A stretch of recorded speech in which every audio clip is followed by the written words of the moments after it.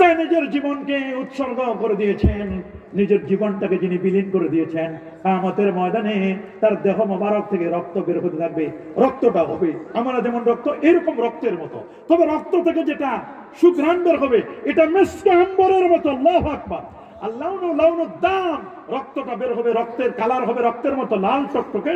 তবে রিহুল মাস, তবে রক্ত থেকে যে ঘ্রাণটা বের হবে এই ঘ্রাণটা হবে মিসকে আম্বরের ঘ্রাণ। সুবহানাল্লাহ বলেন। আরে যে আল্লাহু আকবার, মিসকে আম্বরের মতো ঘ্রাণ বের হবে। তাহলে আপনার রক্তটা কিন্তু মিসকে আম্বরের মতো ঘ্রাণ বের হবে। আমার রাসূল বলে দিয়েছেন, কোন ব্যক্তি জান্নাতে প্রবেশ করার পর তাকে পৃথিবীর যাবতীয় সম্পদ দেওয়া হলে পুনরায় সে দুনিয়ায় ফিরে আসতে চাইবে। আল্লাহ তাআলা একজন মুজাহিদকে ডাকবেন যিনি আল্লাহর পথে জিহাদ করেছেন।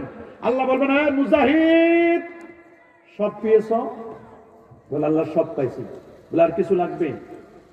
না আল্লাহ কিছু লাগবে না। তবে? বলে তবে কি? আমার আল্লাহ আমার আরেকবার দুনিয়া একটু পাঠায় দেন, আমি একটা জীবন দিয়েছি, আমার মন চায় আরো একবার শহীদ হই। আল্লাহু আকবার, আল্লাহু আকবার। একজন মুজাহিদ বলবে, আল্লাহ আমার আরেকবার দুনিয়ায় পাঠায় দেন, আমি শুধু আপনার জন্য একটা জীবন দিতে পারছি, আমি যদি আরেকবার দুনিয়ায় যেতে পারি তাহলে আপনার জন্য আরেকটা জীবন আমি উৎসর্গ করে দিতে পারবো। এই জন্য আমার রাসূল বলেন, সুম্মা উক্তালু সুম্মা হুয়া, সুম্মা উক্তালু সুম্মা হুয়া, সুম্মা উক্তালু সুম্মা হুয়া। আমাকে আবার জীবন দেওয়া হোক, আমি আল্লাহর রাস্তায় আবার শহীদ হয়ে যাই। আবার আমাকে জিন্দা করা হোক, আমাকে আবার শহীদ হয়ে যায়। আমাকে আবার জিন্দা করা হোক, আমাকে আবার জিন্দা করা হোক, আমি আবার শহীদ হয়ে যাই। আমার নবী বারবার শাহাদাতের মর্যাদা কামনা করেছিলেন। নবী তো নবুয়তের মর্যাদা আছেন, সমস্ত নবী এবং রাসূলদের মধ্যে শ্রেষ্ঠ তো তিনি আছেন। তারপর আমার নবী বলেছিলেন, আমার মন চায় আবার আমি শহীদ হয়ে যাই। সুবহানাল্লাহ বলেন, আল্লাহু আকবার বলেন। এই জন্য যারা শহীদ হয়ে যায় তাদেরকে মৃত ভেবো না, তাদেরকে মৃত ভেবো না। আমার নবী কি মরে পচে গলে শেষ? না, আমার নবী তো শাহাদাতের মর্যাদা লাভ করেছেন। সালাম ইবনে মিসতামের স্ত্রী খাইবার যুদ্ধের সময় রাসূলুল্লাহকে দাওয়াত দিয়েছেন আরো 7 জন সাহাবী সহ। দাওয়াত দেওয়ার পরে একেবারে ভুনা করা গোশত, ছাগলের সামনের রানগুলো বিষ দিয়ে মাখাইয়া একেবারে সুন্দর করে ভুনা করছে, রাসূলুল্লাহর সামনে দিয়েছেন। হুজুর নেন, আপনার জন্য এটা খাবার রেডি করে রাখছি। আল্লাহ নবী তো মনে করছেন, ওরে বাপরে বাপ, ভুনা করা ছাগলের রান, এটা খেতে তো আর সমস্যা নাই। কিন্তু যখন রানটা নিছেন, মুখের কাছে নিবেন, কামড় দিবেন, ওই সময় জিবরিল আমিন এসে হাজির। বলছেন, ইয়া রাসূলুল্লাহ, আপনি খাবেন না? আমার আরেকটি মনে আছে, ভুনা করা ছাগলের রানটা নবীর সাথে কথা বলা শুরু করে দিল। ইয়া রাসূলুল্লাহ, আপনি আমাকে খাবেন না, কারণ আমার মধ্যে ইন্নী মাসমুমা, আমার মধ্যে বিষ মিশানো। গো নবীজি, হুজুর আপনাকে মারার জন্য ইহুদি মহিলা সালাম ইবনে মিসতামের স্ত্রী আপনাকে মারার জন্য, হত্যা করার জন্য ও খাবারের মধ্যে বিষ মিশিয়েছে। আল্লাহ নবী তাকে ডাকলেন, রে মহিলা শোনো, ইহুদি মহিলা, তুমি কেন খাবারের মধ্যে বিষ মিশালে? আমি আপনার একটু পরীক্ষা করলাম, আপনি যে দাবি করতেছেন যে আপনি প্রকৃত নবী, আপনি সত্য নবী না মিথ্যা নবুয়তের দাবিদার, আপনার আমি এক্সপেরিমেন্ট করলাম, পরীক্ষা করলাম। আপনি যদি সত্য নবী হন তাহলে আপনাকে বিষ মিশানো খাবার কোনো ক্ষতি করবে না, আর আপনি যদি ভণ্ড নবী হন তাহলে বিষ মিশ্রিত খাবার খেয়ে আপনি মরে যাবেন, আর আপনারে মারতে পারলে আমার জীবনটা ধন্য হবে। আপনি বহুত জ্বালান জ্বালাইতেছেন, আমাদের বাপদাদার ধর্মের উপর আপনি আঘাত হানতেছেন। আপনারে মারার জন্য আমি টার্গেট করছিলাম, কিন্তু আমি দেখলাম যে না, আপনি সত্য নবী। আল্লাহু আকবার বলেন। সাতি সাজার নাতাকাল হাজার শুক্কাল কামারু বিইশারাতিহি। নবী তেমন, নবীর আঙ্গুলের ইশারা চাঁদ দ্বিখণ্ডিত হয়ে যায়, গাছ উপরে এসে নবীকে সালাম দেয়। নবীর সাথে কথা বলে পাথরগুলো, নবীর সাথে কথা বলে ভুনা করা ছাগলের গোশত, নবীর সাথে কথা বলে। কেমন নবী, কেমন দয়ার নবী, কেমন মায়ার নবী। এই জন্য নবী বলেছেন, শোনো, আমি কিন্তু শাহাদাতের মর্যাদা, আমি যেমন নবী আমি তেমন শহীদও, দুটো মর্যাদা আল্লাহ তাআলা আমাকে দান করেছেন। এই জন্য নবী যারা, শহীদ যারা, তারা কবরে কখনো তাদেরকে মৃত বলা যাবে না। ওয়ালা তাহসাবান্নাল্লাযীনা কুতিলু ফী সাবিলিল্লাহি আমওয়াতা বাল আহইয়াউন ইনদা রাব্বিহিম ইরযাকুন। আল্লাহু আকবার বলেন। যারা আল্লাহর রাস্তায় শহীদ হয়েছে তাদেরকে তোমরা মৃত ধারণা করবে না, তাদেরকে মৃত ধারণা করো না, বরং তারা জীবিত, তারা তাদের প্রতিপালকের পক্ষ থেকে জীবিকা প্রাপ্ত হয়ে থাকেন। মনে রাখবেন, আল্লাহর পক্ষ থেকে তারা রিজিক পায়। রাসূল বলেছেন, আনা হাইয়ুন ফি কবরি, আমি নবী কবরের মধ্যে জিন্দা থাকব রে। ইন্না আম্বিয়া আল্লাহি আহইয়াউন ফি কবুরিহিম ওয়া হুম ইরযাকুন। সমস্ত নবীগণ কবর শরীফে জিন্দা, আল্লাহর পক্ষ থেকে তারা রিজিক প্রাপ্ত। কারণ আমার নবী মুজাহিদ ছিলেন, আমার নবী জিহাদ করেছেন, একটি নয় দুটি নয়, 27টির মতো জিহাদ নবী করেছিলেন। আল্লাহু আকবার বলেন। আর আল্লাহু আকবার। একজন মুজাহিদ একজন মুজাহিদের ফজিলত 6টা। বলেন কয়টা? 1 নম্বর, শহীদের রক্তের ফোঁটা।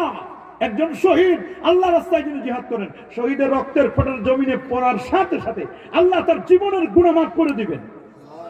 একজন মুজাহিদ শহীদের রক্তের ফোঁটাটা জমিনে পড়ার সাথে সাথে আল্লাহ তাআলা তাকে মাফ করে দিবেন।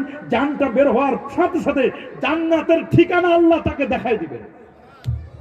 তাহলে শহীদের মর্যাদা আছে না নাই? কোন শহীদ? টঙ্গীর ইস্তেমার শহীদ নাকি? ঢাকা বিশ্ববিদ্যালয় হল দখল করার শহীদ নাকি?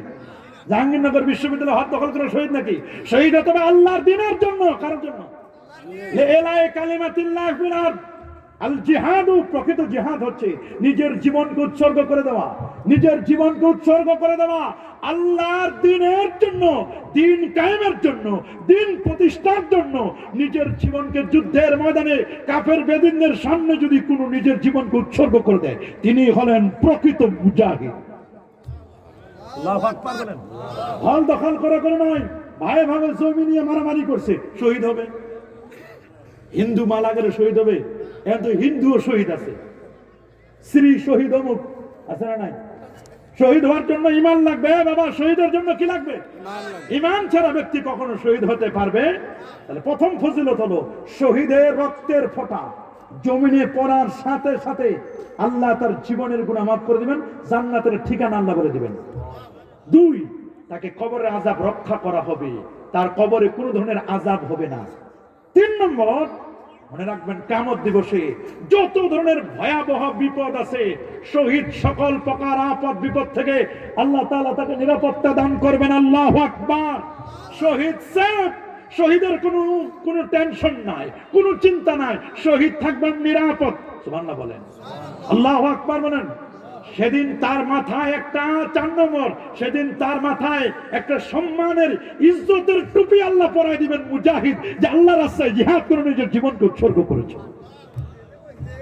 5 নম্বর, 72 জন হুর দিয়ে, কতজন বলেন তো কতজন?